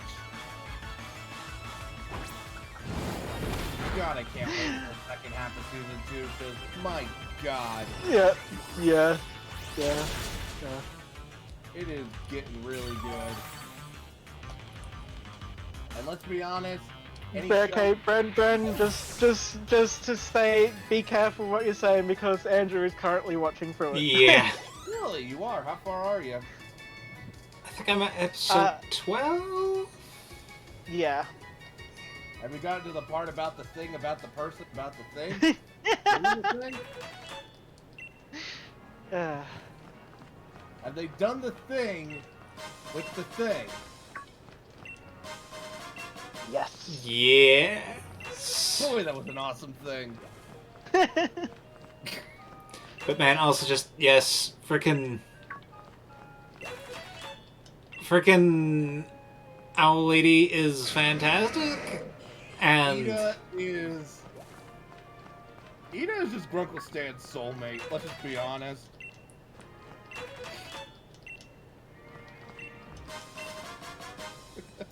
Ah, Jesus, another one! they really... It's like, God, what jewels are you carrying on you, Rio? Maybe it senses your badge. He wants the badges. I mean, I do have Brent equipped with the amulet. You know, I will say, one of my favorite lines is, oh, isn't there a way, have you gotten to the part where she's at the Hexside school? She gets to that point at episode 12. She had, like... She's been accepted, but she hasn't actually, like, started classes. Right, it's like, Yeah. isn't there... Right. I like the principal. He's funny. Yeah, I kind of, like, one of the things I liked about him was something that he kind of straight up said, where he's like, you know, I'm a principal, not a toady. Just... Yeah. He's a very reasonable authority figure. Mm-hmm. One of my favorite parts is still the frickin' Ida cleaning the graffiti, and it just changes to Mother, no! That was dark. That was like, oh, well, that was fucked up.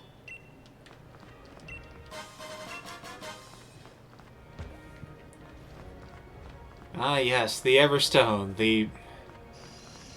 truly one of the more useless items.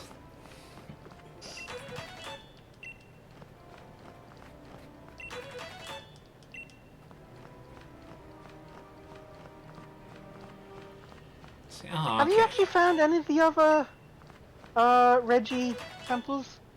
I only found that one. I think I've only found the one, yeah. I was kind of thinking I'd find some more just by wandering around, but I haven't.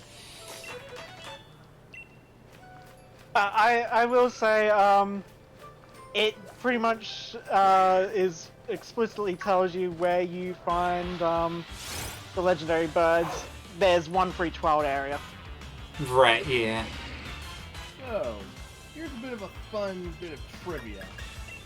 So, in episode 11, they do the whole book writing thing, and, you know, King becomes, you know, a celebrity book, you know, author.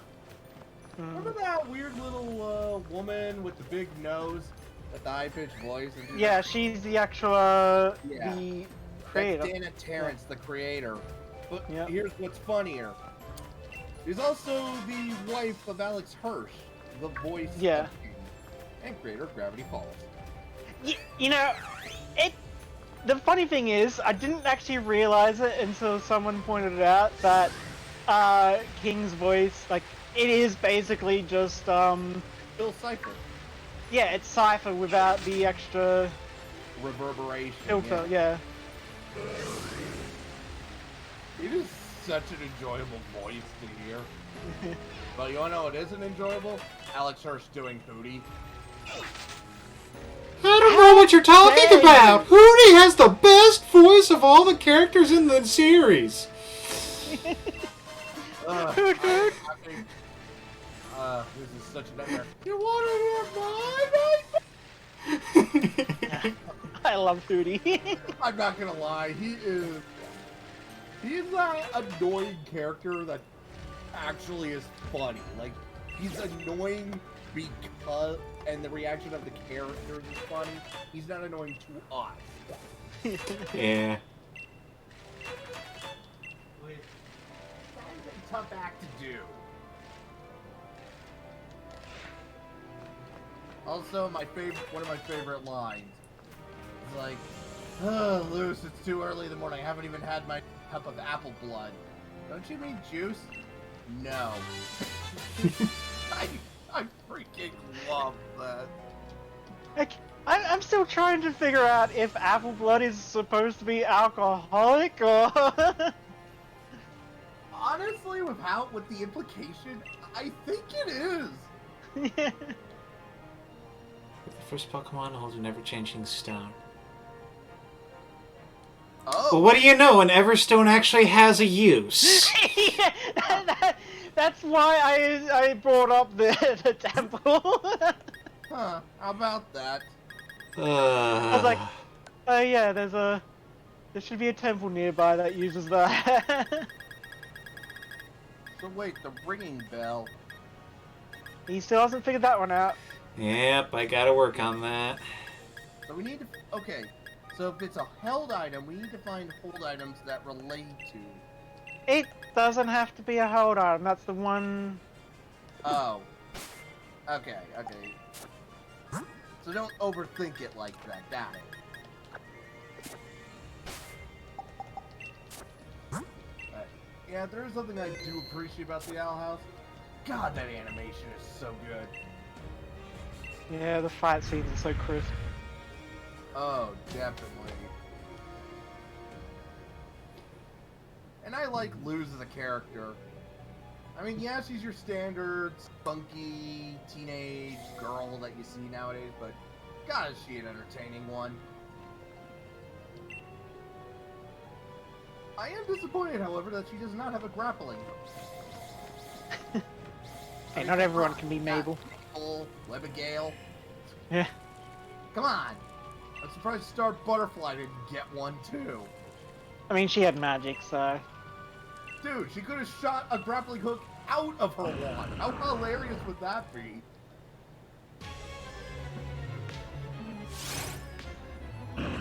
What Actually, I was watching a video, and yay, Regirock.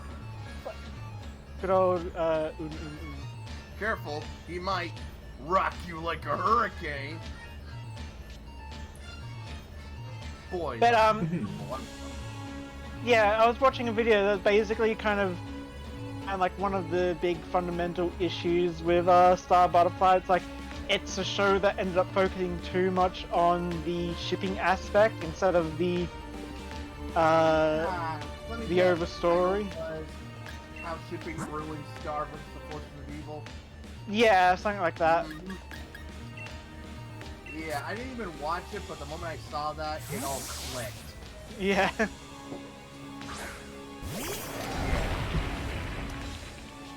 Definitely.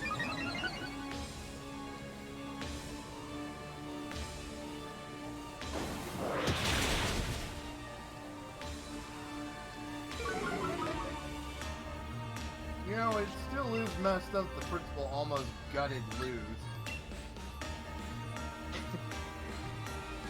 I mean, that's probably among the least fricked up things that exist in that world. Yeah. Like, oh, aren't you adorable? Give me your skin! God. Yeah. Isles is a pretty weird and messed up place. If you got that woman who ships vegetables together. See, that's one of the weird things. Like, one of the when I first saw that episode, so that was like the very first episode. But I'm just like, oh, don't tell me these are going to be like the recurring characters. And the show surprisingly avoided having them as, except for the big nose little head character. She's like Hans Moleman. She just nails every scene she shows up in. Yeah, the slight amount of appearance for them probably helps as well. Yeah. Like, the only one that makes sense is the funniest one, and, you know, it's Dana. Of course, she's gonna show up more. Alright. The last few minutes were not canon. Yeah,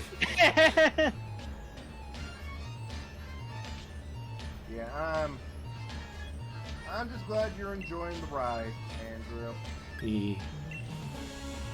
And season 2 gets even better. That's the thing, when the person does the thing with the thing, and then reveals the thing to that person, and then they do a thing. Okay, Yeah, the thing has been overdone.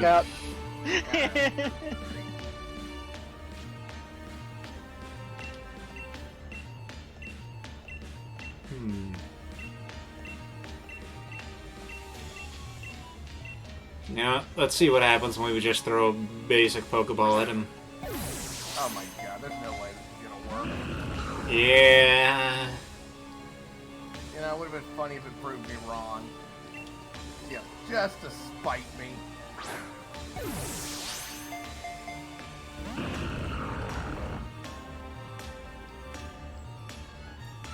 Also, I think he's broken. God damn. Yeah, but I figure I'll do this one more battle try, and then if that doesn't work out, I'll just... And I'll try again next time. You use superpower. It doesn't affect Calyrex. I think it's getting annoyed. How can you tell? The lights are flickering faster.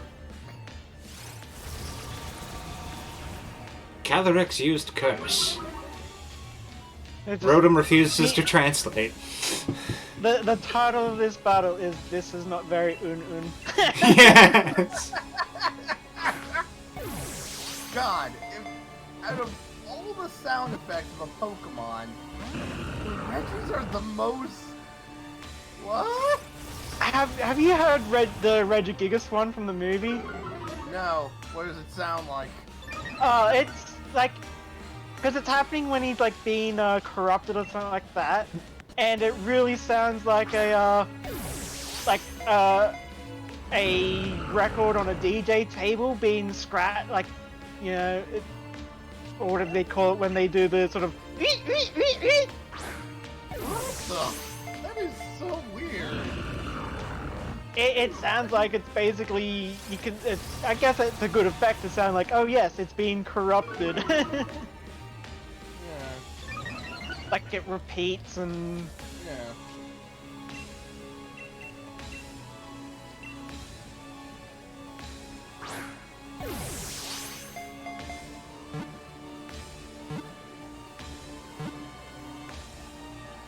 Yes! We have the Dark Ball. And I got the perfect name for it. We're gonna call it Balboa. I've already done that with too many Geodudes. Yeah. Yeah. You too, huh? You too. I think it's kind of a lore at this point that your first Geodude should be called Rocky or something along those lines. Yeah. Yeah, that's like the first thing that comes to mind when you catch one. Cutting-edge technology was used to study the internals of this Pokemon's rock body, but nothing was found. Not even a brain or a heart. And that's why it keeps trying to find some person by the name of the Wizard of Oz. Yeah, leave him be for now. Un.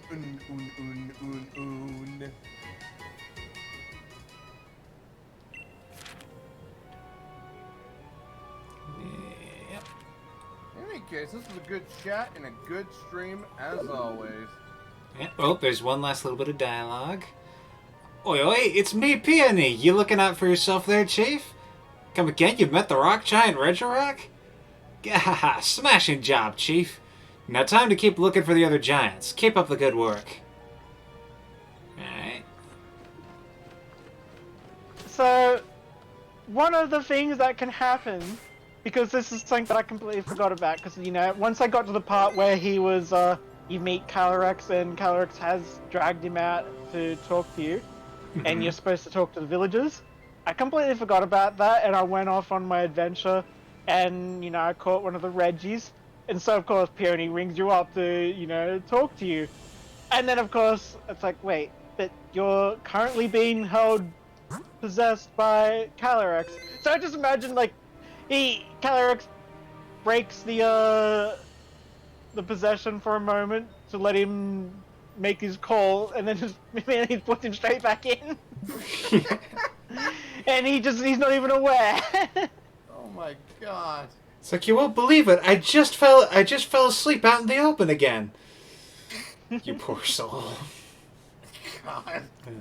Well, that'll be a good night for now on the stream end, and thank you, dudes, for joining me once more. Indeed. Yeah. Good friggin' night.